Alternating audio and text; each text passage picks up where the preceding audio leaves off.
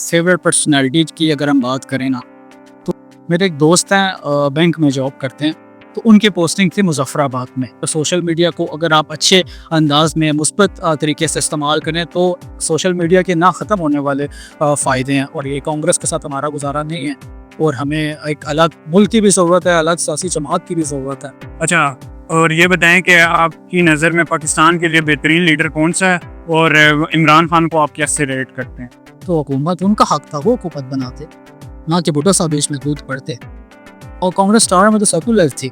और आपने देखा होगा मौलाना अब्दुल कलाम आज़ाद उसके प्रेसिडेंट थे। क्रिकेट टीम को जो हमारे दरपेश मसाइल हैं और आपके लिहाज से कप्तान कौन होना चाहिए? और ज़ाहिर है उस टाइम हम जज्बाती होते थे, लोगों से लड़ भी पड़ते थे। तो 13 के इलेक्शन में हमने डोर टू डोर कैंपेन शुरू की खान साहब की। मैं था, मेरे एक दोस्त थे इमरान खान, जो कि सेल्फ मेड मैन है, मतलब जीरो से स्टार्ट हुआ क्रिकेट में। आप डायरी का आपको शौक कैसे हुआ और आपका फेवरेट शेर कौन सा? ये शौक कैसे आप में पैदा हुआ और आपकी फेवरेट प्लेस कौन कौन? अस्सलाम वालेकुम नाजरीन, उम्मीद है आप खैरियत से होंगे। मेरा नाम अवैस है और आज हमारे साथ मौजूद हैं बिलाल भाई, जो कि सोशली काफ़ी एक्टिव हैं। तो आप आज हम इनके बारे में जानने की कोशिश करेंगे। तो बिलाल भाई कैसे हैं आप? तो पहले आप ये बताएं कि आपकी फेवरेट पर्सनैलिटी कौन है या आपका आइडियल कौन? जी अवैस, बहुत शुक्रिया, आज आपने मुझे टाइम दिया। तो अल्लाह का शुक्र, मैं ठीक ठाक बेहतरीन। तो बाकी ये है कि देखें, फेवरेट पर्सनैलिटीज की अगर हम बात करें ना, तो मेरे समेत तमाम मुसलमानों की जो फेवरेट पर्सनैलिटी है वो आप सल्लल्लाहु अलैहि वसल्लम की ज़ात। हमें चाहिए हम अपनी जान, माल, औलाद और हर चीज़ से बढ़कर अगर किसी से मोहब्बत करें तो आप सल्लल्लाहु अलैहि वसल्लम से। बेशक आपने सुना भी होगा, हदीस मुबारका भी है कि तुम में से कोई शख्स मोमिन नहीं हो सकता जब तक अपनी जान, माल, औलाद से बढ़कर मुझसे मोहब्बत ना कर ले। आप सल्लल्लाहु अलैहि वसल्लम की जो ज़ात है, उनसे हमारी मोहब्बत का ये लेवल होना चाहिए कि सबसे बढ़कर, दुनिया में हर चीज़ से बढ़कर अगर हम किसी से मोहब्बत करें तो आप सल्लल्लाहु अलैहि वसल्लम से करें। बिल्कुल नो डाउट मेरे समेत तमाम मुसलमानों की जो फेवरेट पर्सनैलिटी है वो आप सल्लल्लाहु अलैहि वसल्लम की ज़ात है। आप सल्लल्लाहु अलैहि वसल्लम हिदायत लेकर आए, आप सल्लल्लाहु अलैहि वसल्लम ने अल्लाह का पैगाम पहुँचाया हम तक। फिर आप सल्लल्लाहु अलैहि वसल्लम की इस्लाम के लिए, मुसलमानों के लिए जो स्ट्रगल है, अगर आप सीरत पढ़ें तो आपको पता चलेगा। तो बेशक हम सब की पर्सनैलिटी, फेवरेट पर्सनैलिटी आप सल्लल्लाहु अलैहि वसल्लम की ज़ात है। तो अच्छा, अब आप हमें ये बताएं कि आप सोशल मीडिया पे माशाल्लाह काफ़ी एक्टिव हैं। तो सोशल मीडिया की इम्पोर्टेंस के बारे में थोड़ी देखें, आजकल का जो दौर चल रहा है ना, इस दौर में सोशल मीडिया एक बेस्ट बेस्ट टूल है। अगर आप इज़हार राय करना चाहते हैं, फ्रीडम ऑफ स्पीच की बात करें, और तो सोशल मीडिया बेस्ट प्लेटफॉर्म है। आप उससे जो आप कहना चाहते हैं, अगर आप इश्यूज हाईलाइट करना चाहते हैं, लोगों को अवेयरनेस देना चाहते हैं, मोटिवेशन देना चाहते हैं, तो मैं समझता हूँ सोशल मीडिया बेस्ट प्लेटफॉर्म है। और सोशल मीडिया को अगर आप अच्छे अंदाज में मुस्बत तरीके से इस्तेमाल करें तो सोशल मीडिया के ना ख़त्म होने वाले फ़ायदे हैं। और मैं समझता हूँ कि हर इंसान को सोशल मीडिया चलाना आना चाहिए, सोशल मीडिया देखना चाहिए। और सोशल मीडिया देखें, न्यूज़ का भी अगर आप देखा जाए तो आजकल बेस्ट ज़रिया जो है वो सोशल मीडिया ही है।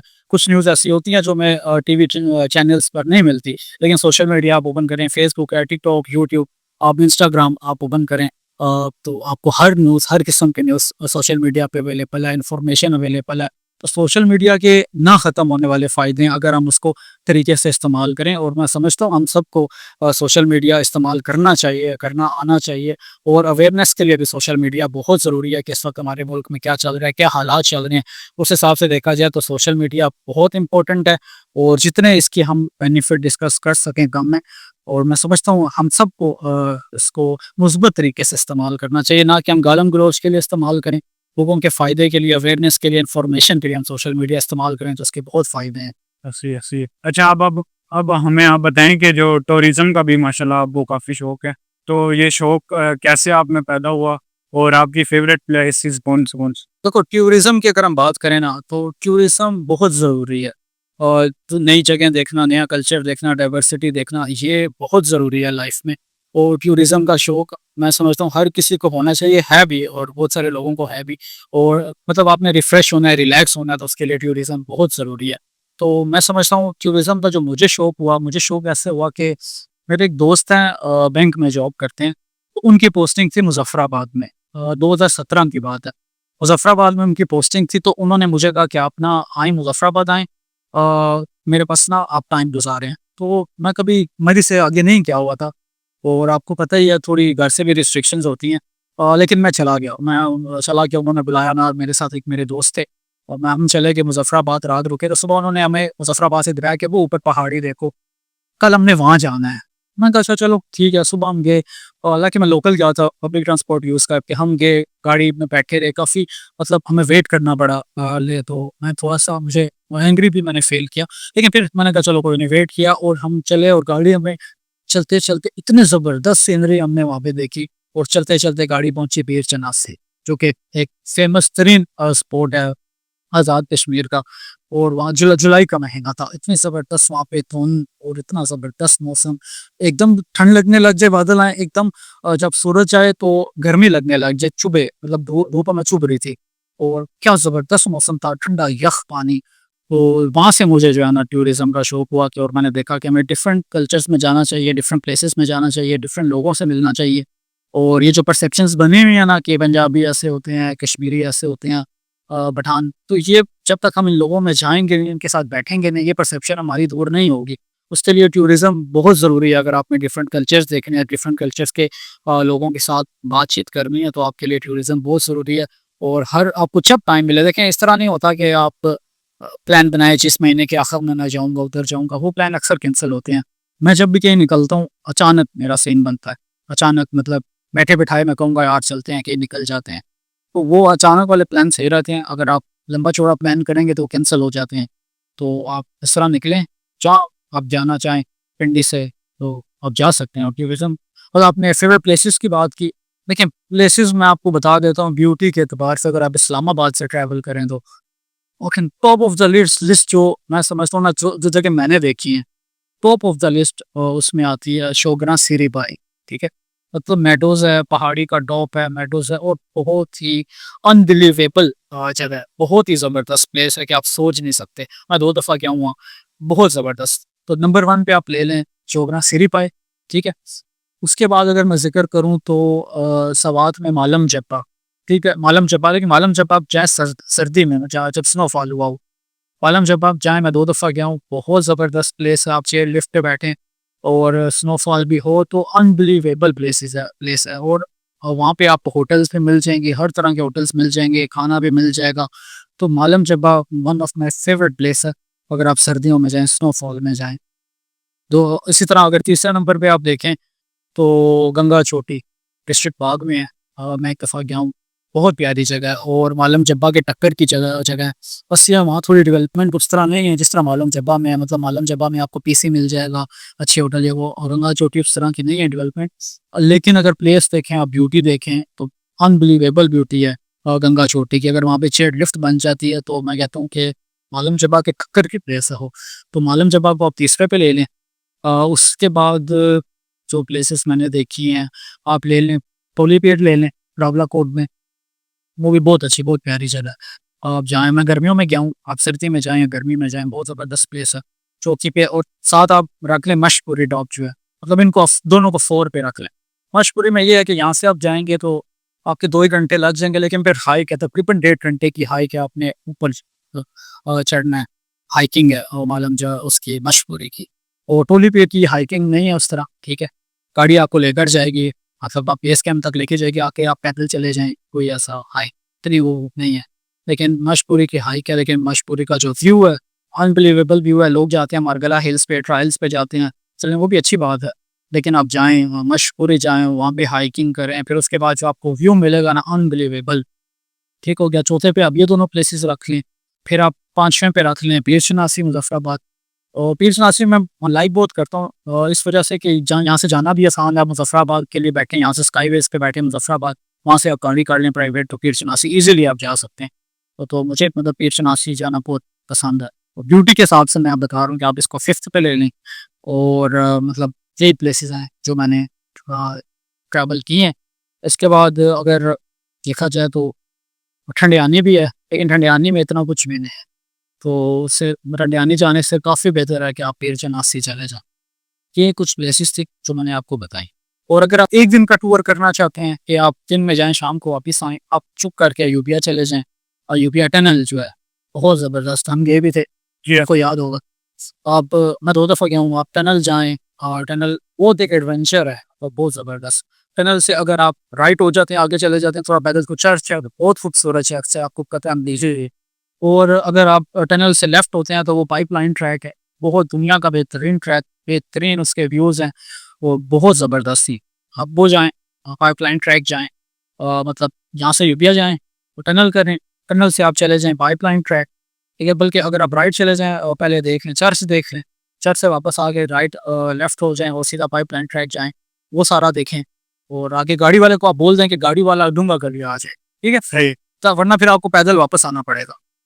वो भी इतना इशू कोई नहीं है, पैदल चलना ही है आपने, वापस आना चाहें वापस आ जाएँ या गाड़ी वाले को बोलें वो डूंगा गली आ जाए, तो आप यूपिया से निकलेंगे डूंगा गली जाके पहुँचेंगे, वहाँ पे गाड़ी आ जाए तो गाड़ी में आप वहाँ से बैठ जाइए, आप वापस आ जाएँ। तो वन डे अगर आप करना चाहते हैं तो बेस्ट ट्रिप है यहाँ मालम चबा का। फिर आप नथिया गली जा सकते हैं, समुंदर कट्ठा लेक है, वो बहुत प्यारी जगह है, एक दिन के लिए आप वहाँ जा सकते हैं। अगर एडवेंचर आपने करना है, जेलम चले जाएँ, ख्योड़ा जो माइन माइन है, साल्ट माइन जो है, ख्योड़ा चले जाएँ आप, कटास राह से होते हुए फिर ख्योड़ा चले जाएँ, तो एक दिन का बेहतरीन टूर है। और मरी चले जाएँ शाम को वापस आ जाएँ, तो एक दिन का अच्छा टूर है। ग्वालियर चले जाएँ आप एक दिन के लिए, और मतलब दरिया के अंदर उन्होंने चेयर्स लगाई होती हैं, बेहतरीन है, आप एक दिन में और ये चीज़ सारी मतलब एक दिन के लिए आप कवर कर सकें। और टूरिज़्म जो है वो बहुत इम्पोर्टेंट है हमारी लाइफ के लिए। अच्छा, माशाल्लाह आपको क्रिकेट का भी काफ़ी शौक है। तो आप ये बताएँ कि क्रिकेट टीम को जो हमारे दरपेश मसाइल हैं और आपके लिहाज से कप्तान कौन होना चाहिए? यार क्रिकेट में जो हमारे मसाइल हैं ना, क्रिकेट का शौक मुझे बचपन से है और हमारे यहाँ तो पिंडी में हर हर बंदे को क्रिकेट का शौक, ठीक है? और हम छोटे होते थे तो संडे को लाजमी ग्राउंड में होते थे, सारा सारा दिन ग्राउंड में होते थे। पाकिस्तान क्रिकेट की बात करें, पाकिस्तान क्रिकेट के जो मसाइल चल रहे हैं, मेरे ख्याल से जो हमारा कप्तान बनता है ना, उसके सब खिलाड़ी सपोर्ट नहीं करते, ठीक है? जैसे बाबर आजम जब बना था ना फर्स्ट टाइम, तब खिलाड़ी उसके साथ थे, उसको सपोर्ट कर रहे थे, 2021 की बात है। वो बाबर आजम वो बहुत अच्छा जा रहा था, वर्ल्ड कप मतलब जीतने ही वाले थे, ऑस्ट्रेलिया से जो मार गए थे, शाहीन ने 3 छक्के खाए थे। लेकिन चलो वो टाइम पाकिस्तान क्रिकेट पीक पे था, ओडीआई में हम नंबर 1 बन गए थे। अच्छा तो फिर मसला कहाँ से आया, जब बाबर को हटाया गया ना, शाहीन को आप ले आए, ठीक है शाहीन को आप T20 में ले आए हो, तो शाहीन को जगह अशरफ साहब लाए थे, अब शाहीन को एक सीरीज आपने दी और हटा दिया। ये मेरे ख्याल से टर्निंग पॉइंट था जहाँ से पाकिस्तान की क्रिकेट खराब हुई। अब शाहीन को कुछ अर्सा चलने देते, तो ये मेरे ख्याल से पाकिस्तान क्रिकेट में अभी जो मसला चल रही है, कप्तान को लड़के सपोर्ट नहीं करते थे ना, कप्तान जल्दी चेंज कर देते हैं। जैसे बाबर था, बाबर के बाद शाहीन, फिर बाबर और फिर रिजवान, अभी हमने आगा को T20 में बना दिया, तो ये चीज़ें आगा को बहुत जल्दी बना दिया, अभी इसकी इस तरह कोई परफॉर्मेंस नहीं है, तो हमें थोड़ा वेट करना चाहिए। टेस्ट में शान मसूद था, तो शान मसूद को चलने दें, अब जैसे रिजवान है ओडीआई में तो उसको चलने दें, ठीक है? इसी तरह जो है थागा अगर बना दिया, उसको चलने दें 3-4 साल, इसको चलने दें, तब पाकिस्तान क्रिकेट बेहतर होगी। तो यही है, लड़कों के डिस्प्यूट्स हैं, वो एक दूसरे को सपोर्ट नहीं करते, कप्तान को सपोर्ट नहीं करते, तो मैं समझता हूँ ये एक मेन रीज़न है जो हमारी क्रिकेट का डाउनफॉल चल रहा है। इसकी एक बड़ी वजह यह है कि खिलाड़ी कप्तान को सपोर्ट नहीं कर रहे, ये वजह है। अच्छा, शायरी का भी आपको काफ़ी शौक है, तो ये बताएँ कि शायरी का आपको शौक कैसे हुआ और आपका फ़ेवरेट शेर कौन-सा है? यार शायरी का शौक मुझे तो कोई नेचुरल नहीं था, ये था कि मैं उर्दू स्पीकिंग हूँ और बचपन से उर्दू बोली है, उर्दू से लगाव भी है, तो इस वजह से बस उर्दू में कहीं पढ़ता था, शायरी कहीं आई, सुनी, पढ़ी तो मुझे याद हो जाती थी। तो शेर और कोई अच्छा लगे मैं याद कर भी लेता था, अपने पास नोट भी कर लेता था।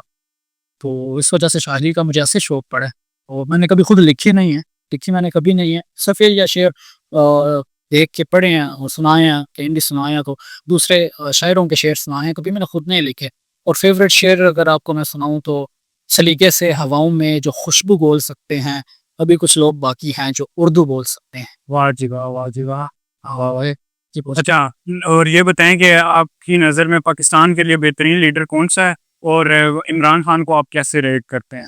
देखिए पाकिस्तान का जो सबसे, अगर मैं हिस्ट्री की बात करूँ, सबसे बड़े जो लीडर थे वो कायद-ए-आज़म मोहम्मद अली जिन्ना थे, और जिस तरह से उन्होंने हिंदुस्तान को सेपरेट किया, आप अगर आप डिटेल में पढ़ेंगे, स्टार्ट में वो कांग्रेस किसमें थे, कांग्रेस ज्वाइन की, कांग्रेस के आर्मी थे, और मतलब वो इकट्ठा इंडिया को यूनाइटेड रखना चाहते थे। लेकिन ज्यों-ज्यों कांग्रेस में उन्होंने देखा कि यार नहीं, कांग्रेस सिर्फ हिंदुओं की जमात है, तो कांग्रेस स्टार्ट में तो सेकुलर थी, और आपने देखा होगा मौलाना अब्दुल कलाम आज़ाद उसके प्रेसिडेंट थे, सलमान थे, तो स्टार्ट में वो सेकुलर थे। लेकिन मसला ये था कि फिर आहिस्ता-आहिस्ता उसमें ना हिंदुत्व जो नज़रिया है ना, वो फैलता गया, फूलता गया, और ख़ास तौर पर जब नेहरू बने ना प्रेसिडेंट, तो वो फिर टोटल हिंदुओं की जमात बन के रह गई थी। तो कायद-ए-आज़म समझ चुके थे कि यार ये कांग्रेस के साथ हमारा गुज़ारा नहीं है, और हमें एक अलग मुल्क की भी ज़रूरत है, अलग सियासी जमात की भी ज़रूरत है।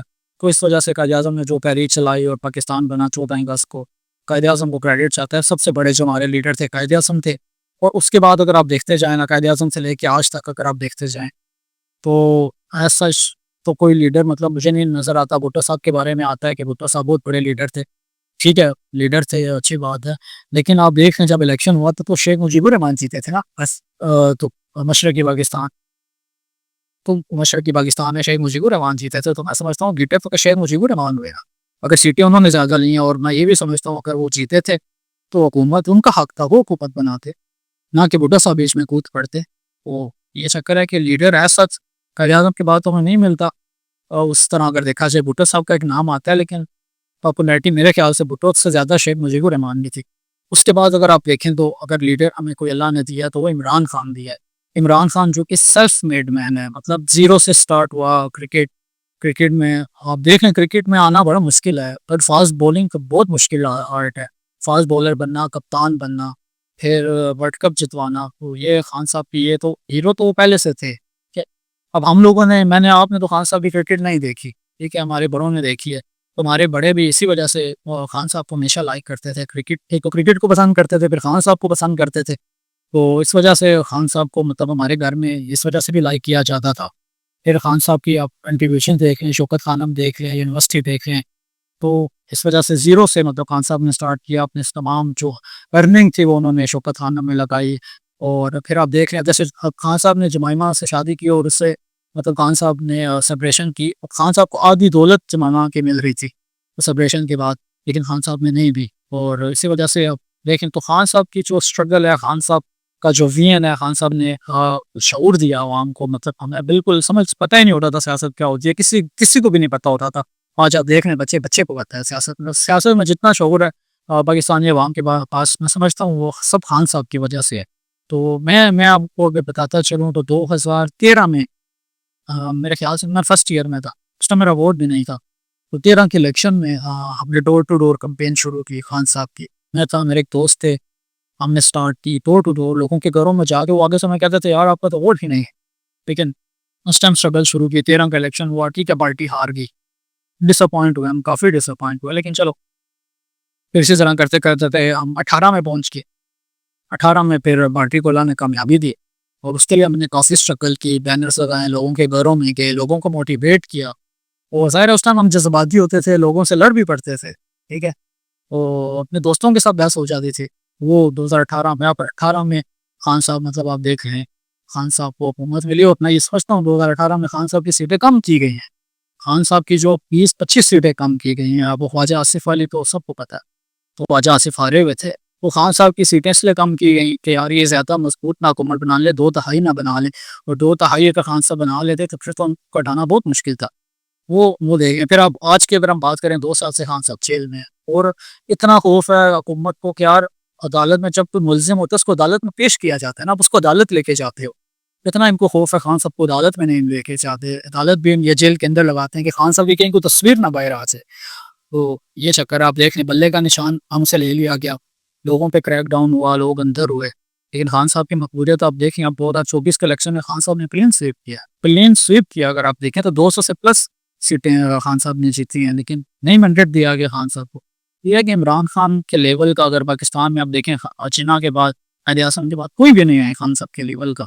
और खान साहब की ये जो स्ट्रगल है, इस लेवल की किसने जेल काटी है, इस लेवल की स्ट्रगल किसने की है? किसी ने भी नहीं की। जितने भी बाकी लीडर हैं वो कोई ना कोई बैसाखी के साथ आए हैं हुकूमत में, पर खान साहब तो खुद पॉपुलर थे, खान साहब सेल्फ मेड मैन थे। और तो उस वजह से खान साहब के लेवल का, खान साहब के मुकाबले का करंट सिचुएशन में कोई भी नहीं है। मैं समझता हूँ कि खान साहब ने जो कुछ पाकिस्तान के लिए किया है वो अनफॉरगेटेबल है। अच्छा, आप ये बताएं कि आपके नज़दीक पाकिस्तान का सबसे बड़ा मसला क्या है? जहाँ पाकिस्तान के मसाइल तो बहुत सारे हैं, और मैं इस तरह कहते हैं, ये जो आपका सवाल है ना, पाकिस्तान का सबसे बड़ा मसला क्या है, या अगली नशिस्त के लिए रखते हैं। अगली नशिस्त में मैं फिर आपको डिटेल में बताऊंगा, क्योंकि अगर मैं बात शुरू करूंगा तो बात बहुत लंबी हो जाएगी। वो मैं आपको फिर डिटेल में बताऊंगा कि पाकिस्तान का बड़ा मसला क्या है, किस तरह हल हो सकते हैं। ठीक है जी, बहुत शुक्रिया, अल्लाह हाफिज़।